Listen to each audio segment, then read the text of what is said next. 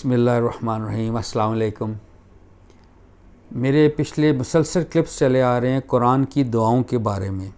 اللہ پاک نے اپنے انبیاء کے ذریعے، اپنے پیغمبروں کے ذریعے ان کو دعائیں سکھائیں، وہ انہوں نے مانگیں، اور ان کے توسط سے قرآن میں اللہ نے اس کو کوٹ کیا اور ہم تک پہنچ گئیں، اور ہم بھی اللہ سے قرآن کی وہ دعائیں یاد رکھنی چاہیے اور اللہ سے مانگتے رہنا چاہیے، کیونکہ وہ خدائی الفاظ ہیں۔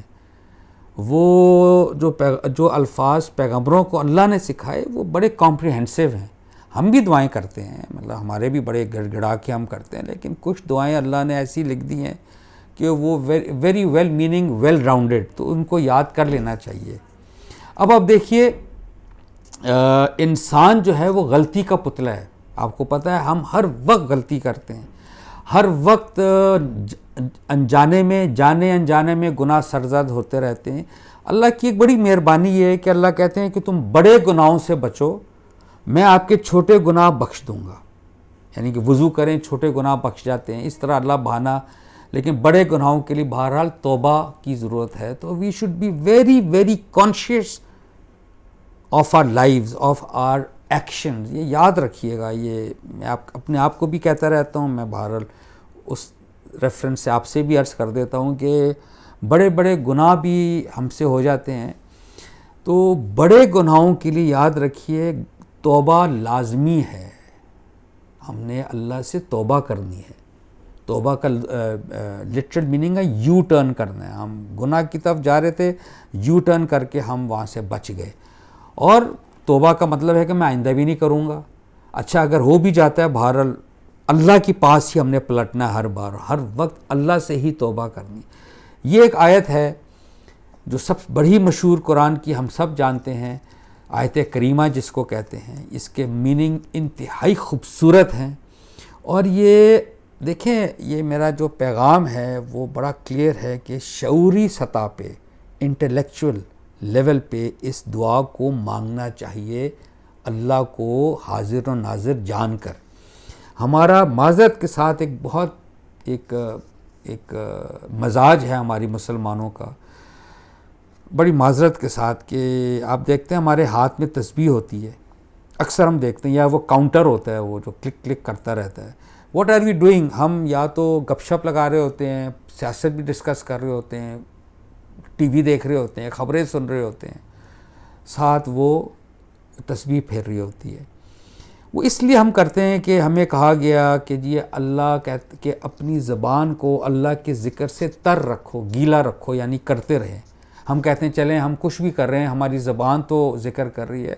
میں عرض کروں، ہمارے دین کا ایک ایک جزو، ایک ایک عمل شعوری سطح پر ہونا چاہیے۔ یعنی جب ہم پڑھیں گے نا تو الحمدللہ، ہمیں پتہ ہونا چاہیے ہم نے الحمدللہ پڑھا ہے اور اس کا کیا مطلب ہے۔ سبحان اللہ پڑھا ہے، اس کا کیا مطلب ہے۔ اب یہ آیت کریمہ ہے، آیت کریمہ کے بارے میں بھی بہرحال لوگ لاکھوں بار پڑھتے ہیں۔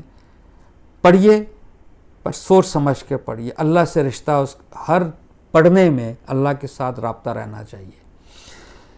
لا الہ الا انت سبحانک انی کنت من الظالمین، یہ بہت خوبصورت الفاظ ہیں۔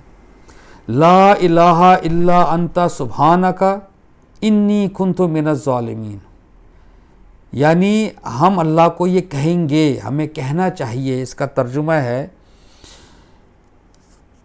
کہ تیرے سوا کوئی معبود نہیں، لا الہ الا، تیرے سوا کوئی معبود نہیں، انت، تو، سبحانک، تو پاک ہے ہر برائی سے، ہر نیگیٹو چیز سے، انی کنت من الظالمین، بے شک میں ہی ظالموں میں سے ہوں، میں نے ہی ظلم کیا ہے۔